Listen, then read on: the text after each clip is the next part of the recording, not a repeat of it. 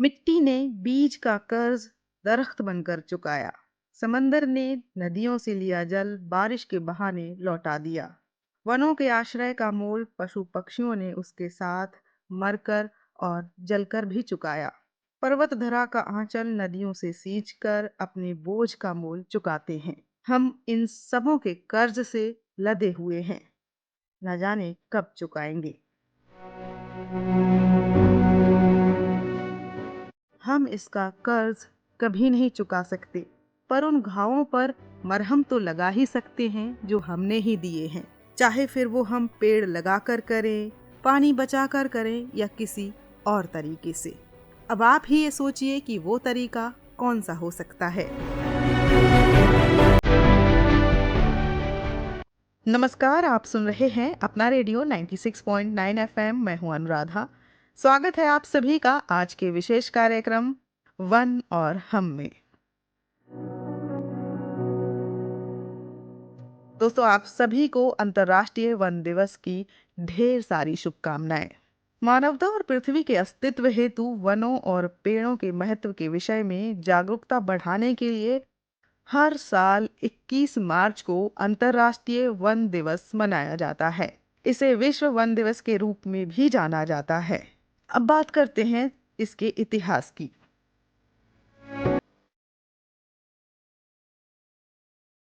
संयुक्त राष्ट्र के खाद्य और कृषि संगठन ने वर्ष 1971 में विश्व वानिकी दिवस की स्थापना की थी, जब आधिकारिक तौर पर अंतर्राष्ट्रीय वन दिवस की शुरुआत हुई थी।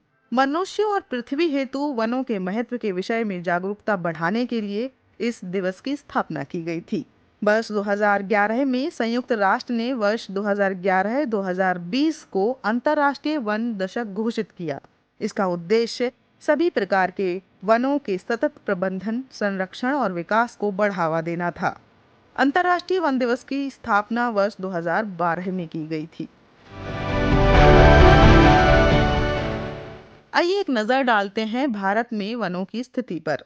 India state of forest report 2021 के अनुसार वर्ष 2019 के पिछले आकलन के बाद से देश में वन और वृक्षों के आवरण क्षेत्र में 2261 वर्ग किलोमीटर की वृद्धि दर्ज की गई। भारत का कुल वन और वृक्षावरण क्षेत्र 80.9 मिलियन हेक्टेयर था, जो देश के भौगोलिक क्षेत्र का 24.62% था।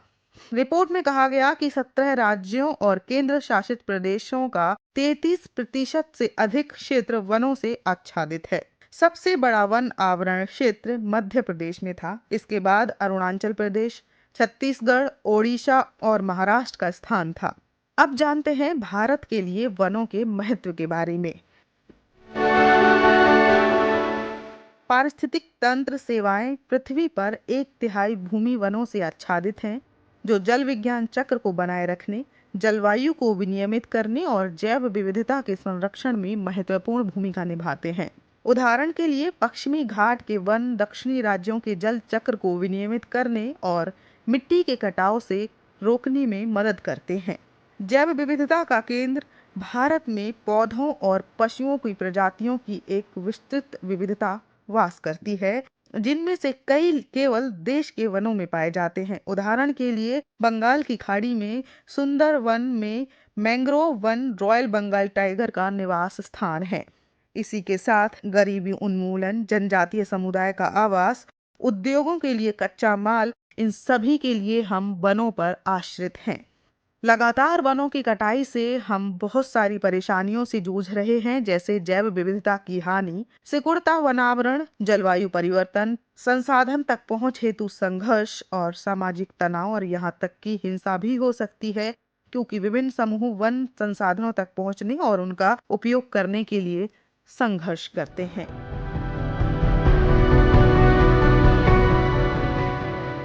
भारत में घर के सामान्य सामानों का दोबारा उपयोग करना या उससे कुछ नया बना लेना भारतीय संस्कृति का एक अभिन्न हिस्सा रहा है।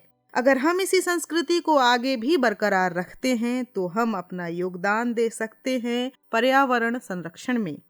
इसी को लेकर अपने विचार व्यक्त कर रही हैं आरती मनचंदा ग्रोवर, जो कि एक समाज सेविका हैं और एक गैर सरकारी संगठन में कार्यरत हैं। हमारे पास एक ही पृथ्वी है और ये हम पर निर्भर है कि हम उस पृथ्वी को आगे तक लेके जाना चाहते हैं या अभी तक जितना हम लोग शोषण कर चुके हैं पृथ्वी का, हम उसी राह पर आगे बढ़ना चाहते हैं और अपना हम अंत जो है वो खुद देखना चाहते हैं। हम देख रहे हैं कि किस तरह से क्लाइमेट चेंज हो रहा है, पर्यावरण प्रदूषण बढ़ रहा है। तो इस सब के चलते आज जो मेरा संदेश है वो एक छोटी सी कविता के माध्यम से मैं देना चाहूंगी। ये कविता है, संसार कितना भी आगे निकल ले, संसार कितना भी आगे निकल ले, विज्ञान हर दिन नई ऊंचाइयां छू ले, जीवन की रफ्तार रोके ना रुके, पर कुदरत फिर भी कुदरत है, पर कुदरत फिर भी कुदरत है। जहां इंसान कुदरत का शोषण करे, जहां इंसान कुदरत का शोषण करे, भले ही किसी के आगे ना झुके, पेड़ पर पेड़ काटता चले, बोलो फिर कुदरत चुप कैसे रहे, बोलो फिर कुदरत कैसे चुप रहे। तो ये एक संदेश है बहुत बेसिक चीज पर कि हम डेवलपमेंट, विकास के नाम पर बहुत पेड़ काट रहे हैं, हम पेड़ नहीं लगा रहे हैं, बट एक बार कुदरत बोलेगी। और हम देख रहे हैं जितने भी नेचुरल कैलामिटीज या हम जो कहें अर्थक्वेक्स आते हैं, ड्राउट आते हैं, सूखा पड़ रहा है, कहीं से बाढ़ आ रही है, ये सब इसीलिए है कि कुदरत वापस हमें अपने अंदाज में कह रहा है कि हम रुक जाएं कहीं ना कहीं। तो यही मेरा संदेश होगा। Thank you very much. इस रास्ते में जब कोई साया ना पाएगा, ये आखिरी दरख्त बहुत याद आएगा। इसी विषय पर और अधिक विस्तार से अपने विचार रख रहे हैं पंकज ग्रोवर, जो कि सेव अरावली ट्रस्ट के साथ काम करते हैं अरावली संरक्षण पर। हम दिल्ली एनसीआर के निवासी हैं। दिल्ली एनसीआर 1906 से 1911 के बीच में जब अंग्रेजों ने इसे कैपिटल बनाने की सोचा, इसे राजधानी बनाने की सोचा, तो उससे पहले अंग्रेजों की राजधानी था कोलकाता। तो कोलकाता में एक्सट्रीम वेदर हुआ करता था, बहुत ही कठिन परिस्थितियां हुआ करती थी मौसम को लेकर, वहां का एनवायरमेंट अच्छा नहीं था। इसलिए अंग्रेज लोगों के पास जो सबसे इंटेलिजेंट, सबसे ब्रिलियंट, सबसे इंटेलेक्चुअल बंदा भी आता था, चाहे वो कनाडा से बुलाते थे, साउथ अफ्रीका से, वो बेचारा मारा जाता था कोलकाता के एक्सट्रीम वेदर में। तो अंग्रेजों ने सोचा हमें कुछ एक ऐसी जगह ढूंढनी है जहाँ का एनवायरमेंट मॉडरेट हो, जहाँ का पर्यावरण मॉडरेट हो, ताकि किसी भी प्रदेश का आया हुआ व्यक्ति वहां जिंदा रह सके। तो 1901 से 1903 के बीच में उन्होंने सर्वे करवाया और 1906 के आसपास उन्होंने एक कानून पारित किया, पंजाब लैंड प्रिजर्वेशन एक्ट, जिसके तहत उन्होंने दिल्ली के 100 किलोमीटर के रेडियस को ग्रीनरी रखने के लिए एक्ट पास किया, ताकि दिल्ली के अंदर हमेशा आने वाले 100, 200, 500 सालों तक मॉडरेट एनवायरमेंट बना रहे और दिल्ली को राजधानी बनाकर यहाँ से रूल कर सकें। लेकिन आज आप और हम देखते हैं कि दिल्ली में मॉडरेट एनवायरमेंट नहीं रहा। यहाँ गर्मी पड़ती है तो बहुत ही एक्सट्रीम पड़ जाती है, 50 डिग्री तक टेम्परेचर चला जाता है, और सर्दी पड़ती है तो वो भी एक्सट्रीम होने लगी है। तो मौसमी बदलाव आप देखिए, मौसम का परिवर्तन इस कदर हो रहा है, उसकी एक ही वजह है कि दिल्ली के आसपास जो 100 किलोमीटर की बाउंड्री जो अंग्रेज 1906 में प्रोटेक्ट करके गए थे, 2023 आते आते वो अंग्रेज समझ गए, लेकिन हमारे अंग्रेज नहीं समझ पाए और उस 100 किलोमीटर के रेडियस को हम लोगों ने बर्बाद कर दिया, जिसका सबसे बड़ा पोर्शन अरावली है। अरावली जो हरियाणा और राजस्थान के अंदर आता है, जो दिल्ली को प्रोटेक्ट करके रखता है, और पूरे उत्तर भारत में अगर आज जीवन संभव है तो उसकी एक ही वजह है, इस अरावली पर्वत श्रृंखला।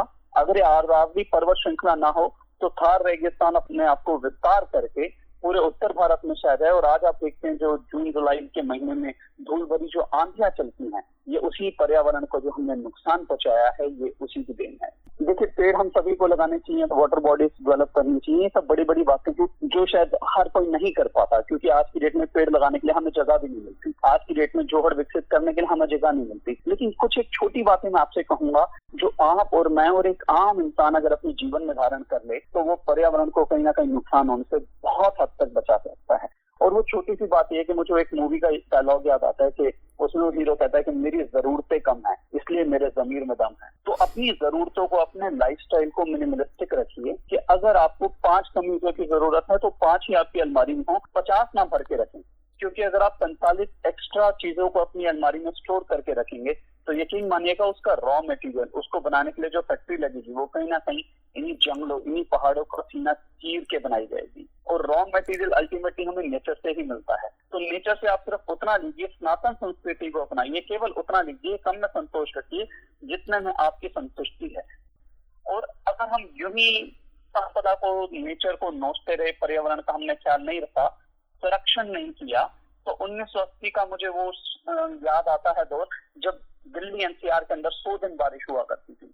2022 के सरकार के आंकड़े बताते हैं कि वो बारिश घट के मात्र 22 दिन रह गई। और रेगिस्तान की परिभाषा है कि वह एरिया जहां पर बारिश अगर 6 दिन से कम होने लगे तो यकीन मानिए वो जीवन लायक नहीं रहता। तो अगर हमने पिछले 40 सालों में 100 दिन से घटा के 22 दिन पे ले आए हैं, तो शायद अगले 20-30 सालों में हम 22 दिन को भी घटा के 6 दिन पे ले आएंगे। तो जब दिल्ली एनसीआर मरुस्थल बन जाएगा तो उसके बाद आपके पास 1000 करोड़ का बंगला हो कि आपकी अलमारी में 10,000 कमीजें पड़ी, आप उन सबका क्या करेंगे? अपनी प्रकृति को बचाइए, अपने पर्यावरण को बचाइए, आसपास कूड़े का ढेर ना लगाएं, जितनी जरूरत बस उतना इस्तेमाल करें। और 2 चीजें हैं जिसपे आप और मैं अगर अमल करें इन चीजों के अलावा, तो हम बहुत कुछ बचा सकते हैं। आज की डेट में 30% अगर वनस्पति और वनों का नुकसान हो रहा है तो सिर्फ वो टिश्यू पेपर के इस्तेमाल से हो रहा है। टिश्यू पेपर के लिए 30% से ज्यादा हर साल वन काटे जाते हैं। तो टिश्यू पेपर की जगह रुमाल, तौलिए का इस्तेमाल कीजिए, और जहां तक संभव हो, यथासंभव हो, अपने साथ अपनी पानी की बोतल खुद लेके जाएं, बजाय कि प्लास्टिक की बोतल खरीदने के। इस तरीके से आप और हम घर बैठे बैठाए छोटी छोटी आदतों को बदलते पर्यावरण को सुरक्षित कर सकते हैं। पेड़ लगाकर हम न सिर्फ पर्यावरण को बचा रहे हैं बल्कि अपने आप को भी बचा रहे हैं। पर्यावरण के बिना हमारा कोई अस्तित्व नहीं है। पेड़ हमें सिर्फ देते हैं। पेड़ों की एक खासियत है कि ये प्राणदायी ऑक्सीजन गैस हमें देते हैं और इसके साथ ही कार्बन डाइऑक्साइड को अब्जॉर्ब करते हैं। पेड़ लगाकर हम कार्बन फुटप्रिंट को भी मैनेज कर सकते हैं। अब आप सोच रहे होंगे कि ये कार्बन फुटप्रिंट क्या है, तो इसके बारे में हमें विस्तार से बता रहे हैं शाहनवाज खान, जो कि फाउंडर एंड सीईओ हैं वेस्ट रिसाइक्लिस्ट संस्था के, और इस दिशा में अपना महत्वपूर्ण योगदान दे रहे हैं।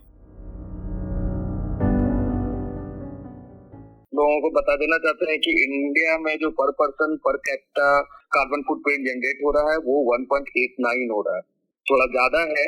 और इसको ग्लोबल वार्मिंग बोलता है कि इसको अंडर 1 रखना है हमें, बट अभी हमारा 1.89 है। कार्बन फुटप्रिंट होता क्या है? कार्बन फुटप्रिंट एक्चुअली जो हम ग्रीन हाउस गैस जनरेट कर रहे हैं पर डे डेली लाइफ में, वो इंडिविजुअल भी हो सकता है, कम्युनिटी लेवल्स पे भी हो सकता है, ऑर्गेनाइजेशन लेवल पर भी हो सकता है। उन कार्बन फुटप्रिंट को कम करना है। उन कार्बन फुटप्रिंट में कौन कौन से गैस आते हैं? तो उनमें आते हैं methane, oxides of carbon. Oxides of carbon में कार्बन डाइऑक्साइड, कार्बन मोनोऑक्साइड दोनों हो सकता है। ऑक्साइड्स ऑफ नाइट्रोजन है। ऑक्साइड्स ऑफ नाइट्रोजन में नाइट्रोजन मोनोऑक्साइड, नाइट्रोजन डाइऑक्साइड दोनों होता है। ये सारे ऐसे गैसेस हैं जो हमारे एनवायरनमेंट को पॉल्यूटेट कर रहे हैं, हमारे सॉइल को पॉल्यूटेट कर रहे हैं, वाटर को भी पॉल्यूटेट कर रहे हैं। इनको हमें कम करना चाहिए और इसको कम करने के लिए बहुत सारे रास्ते हैं। जैसे कि ये जो गैसेस हैं ये क्लाइमेट चेंजेस करते हैं, एडवर्स इन्वायरमेंटल इफेक्ट है। जैसे कि टेम्परेचर आपका हमेशा हर साल 1.5 डिग्री टेम्परेचर बढ़ता जा रहा है। हमें याद है कि हम जब 10 साल पहले पीछे देखते तो हमारे दिल्ली एनसीआर का टेम्परेचर 42-43 हुआ करता था। आज की डेट में ये 48-50 के अराउंड चला जा रहा है टेम्परेचर। तो ये हर साल 1.5 डिग्री टेम्परेचर बढ़ता जा रहा है। ये एडवर्स इन्वायरमेंट इफेक्ट है। दूसरा तो इन्वायरमेंट इंस्टेबिलिटी नहीं है। कभी भी जैसे कि मौसम कूल हो जाता है, कभी बहुत ज्यादा टेम्परेचर हो जाता है। इससे टाइमिंग में ज्यादा फर्क नहीं होता है। एक दिन में ही टेम्परेचर, कभी आपको किसी दिन लगता है कि थोड़ा ठंड लग रहा है, किसी दिन आपको लगता है कि नहीं, नेक्स्ट डे लगता है कि आपको गर्मी लग रही है, बहुत ज्यादा शिद्दत की गर्मी कभी हो जाती है। ये सब है। वेदर पैटर्न चेंज होता जा रहा है। जैसे कि कहीं बारिश, किसी एरिया में बारिश बहुत ज्यादा हो रहा है, इतना बारिश हो रहा है कि वहाँ फ्लड आ गया। कहीं बारिश हो ही नहीं रहा, वहाँ सूखा पड़ गया है। तो वेदर का बहुत सारा प्रॉब्लम्स हो रहा है। हेल्थ इफेक्ट हम लोगों पर बहुत सारा हो रहा है इसका।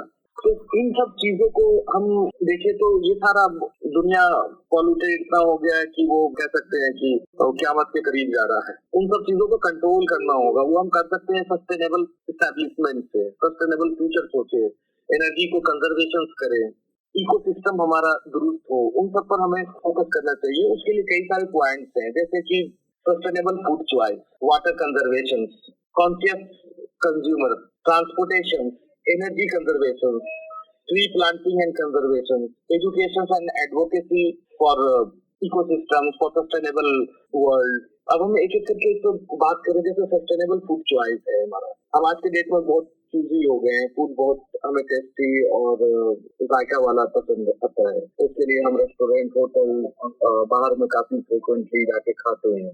बट आप देखेंगे कि इसको प्रिपेयर करने में जो कार्बन जनरेट हो रहा है या ग्रीन हाउस गैस जनरेट हो रहा है, उसको भी हमें देखना होगा। जैसे कि हम एक नॉनवेज को तैयार करते हैं, चिकन को या एक बकरी को तैयार करते हैं, तो उसके पीछे उसको 1-2 साल पाला जाता है। उस पालने में उनको खाना खिलाते हैं, फिर पानी देते हैं, मैन पावर यूटिलाइज होता है, उसको फिर ट्रांसपोर्ट करते हैं, ट्रांसपोर्ट करके फिर वो मटेरियल बड़े बड़े शहरों तक जाता है। तो इन सब के कारण क्या होता है कि बहुत सारा एनर्जी हम कंजर्वेशन करते हैं बाय ट्रांसपोर्टेशन, बाय इलेक्ट्रिसिटी अपना उसमें यूटिलाइज हो रहा है, मैन पावर यूटिलाइज हो रहा है, जो एम्प्लॉय काम कर रहे हैं वो जो यूज करते हैं एनर्जी, वो इस्तेमाल हो रहा है। ये तो बहुत ज्यादा कार्बन जनरेट करता है। तो 1 केजी आप चिकन खाओगे तो आप मान के चलोगे 16 किलोमीटर आप कार ड्राइव कर रहे हो। 1 केजी आप लम यूज कर रहे हो तो आप समझो कि आप 91 किलोमीटर कार चला के आए। इतना पॉल्यूशन सब जनरेट कर रहे हैं।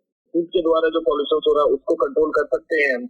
उसको कंट्रोल इस तरीके से कर सकते हैं कि हम जो खाना जो हमारा देसी है, आसपास का जो फूड कल्चर है, जो फूड हमें मिल रहा है उसको ज्यादा यूज करें, वेजिटेबल ज्यादा यूज करें।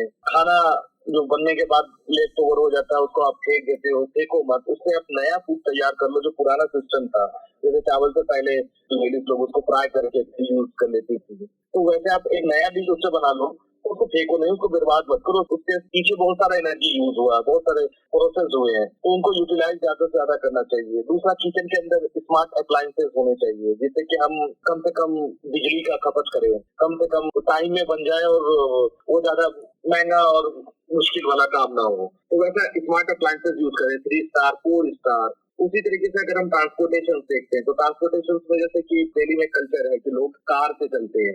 एक कार पे एक ही आदमी होगा, वो ऑफिस जा रहे हैं तो सिंगल जा रहे हैं। तो इसमें क्या है कि ज्यादा पॉल्यूशन आप जनरेट कर रहे हो। आप अगर पब्लिक सर्विस यूज कर रहे हो तो उसमें कम पॉल्यूशन हो जाता है। मेट्रो यूज कर रहे हो, मेट्रो की फैसिलिटी है तो वहाँ पर पॉल्यूशन बहुत कम हो जाता है। मेट्रो तो ऑलरेडी इलेक्ट्रॉनिक्स है तो इलेक्ट्रिक से चलता है तो वो बहुत पॉल्यूशन कम कर देता है। आपके पास अगर ये भी फैसिलिटी मुश्किल है, आपको कहीं ऐसी जगह जाना, तो आप कार पूलिंग करो। आप में किसी को लेके चलो, किसी का कार पूलिंग ले लो, वैसे चलो, ताकि आप कार्बन को सेव कर सको, बचा सको, इतना पॉल्यूशन ना करो। दूसरी बात की, जैसे आप कोई गाड़ी खरीद रहे हो तो हाई एफिशिएंसी वाली गाड़ी खरीदो, जो एवरेज ज्यादा देती हो, वैसी कार आप खरीदो। वैसी कार, बाइक ले जो पॉल्यूशन कम करेगा, ज्यादा फ्यूल नहीं जलेगा तो कार्बन भी ऑटोमेटिकली कम हो जाएगा, वैसी कार आप खरीदे। एनर्जी कंजर्वेशन करें, जैसे कि घर पर आप अगर मौसम ठीक है तो एसी का यूज ना करें। घर से बाहर जा रहे हैं तो सारे स्विच लाइट ऑफ करके जाएं। ऐसे अप्लायंसेस यूज करें घर पर जो कम एनर्जी लेता हो, कम बिजली खाता हो। एनर्जी कंजर्वेशन वैसे करें, कोशिश करें कि उसका कम से कम यूटिलाइज हो, ज्यादा यूटिलाइज ना करें। अगर रोशनी है विंडो के पास तो आप विंडो के पास स्टडी कर सकते हैं, ना कि लाइट जला के स्टडी करें। ट्री प्लांटेशन करना चाहिए हमें, साथ साथ वैसे ट्री जो है ऑलरेडी उनकी देखभाल सेवा करें ताकि वो ठीक रहे, मरे नहीं, टूटे नहीं, उनका ख्याल रखें। ट्री बहुत अच्छा ऑप्शन है, आपका कार्बन मोनोऑक्साइड को, कार्बन डाइऑक्साइड को खुद लेता है और हमें बदले में ऑक्सीजन देता है। उससे बहुत इफेक्ट पड़ता है, बहुत बढ़िया इफेक्ट पड़ता है कि ट्री होने चाहिए। जो ट्री है लगे हुए ऑलरेडी सड़क के किनारे, घर पे आपके, उन सबका ख्याल रखें, ध्यान रखें, वो पॉल्यूशन बहुत अच्छा कंट्रोल कर रहे हैं। और ट्री लगाएं, कोशिश करें ट्री लगाएं। वैसे प्रोग्राम्स में शामिल हो जहाँ पर लोग ट्री लगा रहे हैं, पेड़ पौधे लगा रहे हैं, उसको ज्वाइन करें, उनके लिए एडवोकेसी करें। आप लोगों में अवेयरनेस लाएं, एजुकेशन को फैलाएं। आप जो जान रहे हो कार्बन फुटप्रिंट के बारे में या पॉल्यूशन को कैसे कंट्रोल करना है, उसको एक दूसरे के साथ शेयर करें, आइडियाज को अपने शेयर करें ताकि इसको कंट्रोल किया जा सके। और ये दुनिया जो है वो सिर्फ हमारी नहीं है, हमारे बाद वाले जनरेशन के लिए भी है। उनके लिए कुछ हम अच्छा छोड़ कर जाएं। जब हम फ्लाइट से कहीं इधर उधर जाते हैं तो वो काफी मात्रा में पॉल्यूशन जनरेट होता है। फ्लाइंग को अवॉइड करें अगर हो सकता है तो। बहुत ही ज़रूरी बात जो हम ध्यान में रख सकते हैं कि हमारे घर में जब भी किसी का बर्थडे हो, एनिवर्सरी हो या किसी खास दिन को और ख़ास बनाना है, उसे हमेशा याद रखना है तो उस दिन एक पेड़ लगा दीजिए, आपको भी खुशी मिलेगी। खुशी की पहली शर्त यह है कि मनुष्य और प्रकृति के बीच का जुड़ाव ना टूटे। इन्हीं शब्दों के साथ अनुराधा को दें आज के स्पेशल प्रोग्राम से जाने की इजाजत। चलते चलते आप सुने ये पर्यावरण संरक्षण पर गीत। नमस्कार।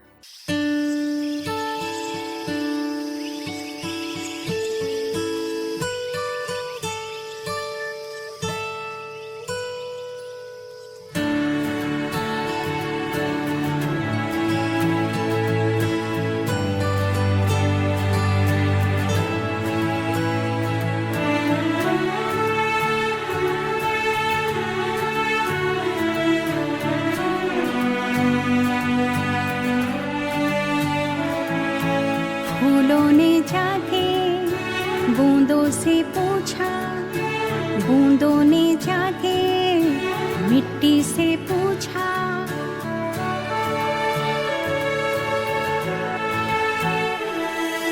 फूलों ने जाके बूंदों से पूछा, बूंदों ने जाके मिट्टी से पूछा।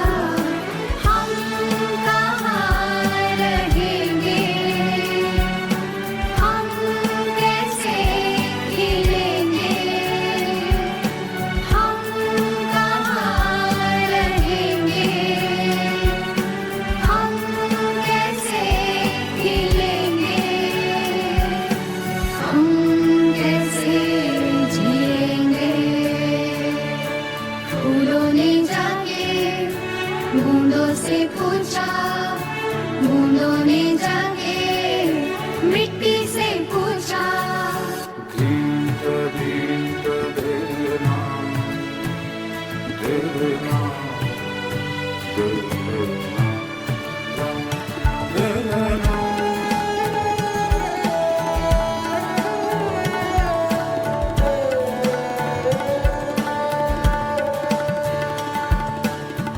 अंधेरों से हम घेरे हुए, अंधेरों से हम खादे हुए।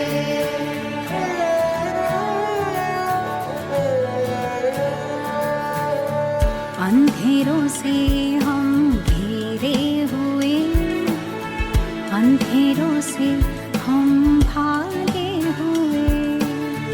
पल पल हर पल हम जिए, कितने काले धुएं में। हवाओं ने जाके पत्तों से पूछा, पत्तों ने जाके पेड़ों से पूछा। हम कहाँ रहेंगे, हम कैसे खिलेंगे, हम कैसे जिएंगे, हम कैसे जिएंगे।